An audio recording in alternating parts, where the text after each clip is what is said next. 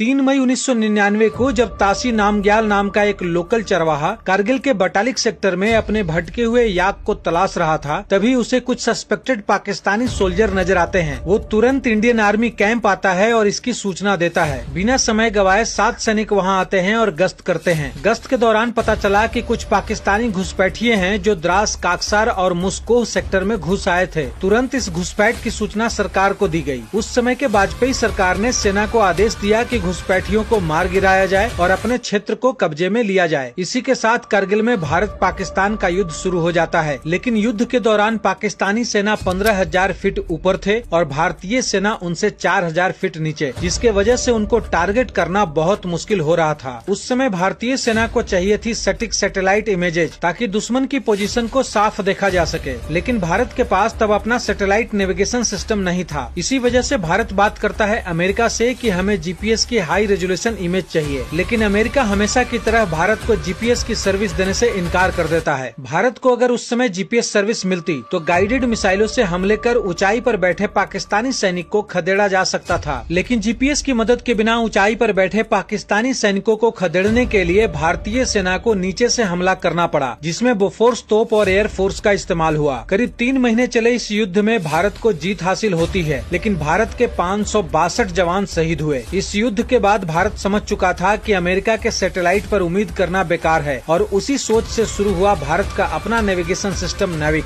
आज नेविक सिर्फ भारत ही नहीं बल्कि पूरे दक्षिण एशिया को नेविगेशन और डिफेंस में आत्मनिर्भर बनाता है। लाइक और सब्सक्राइब कर देना।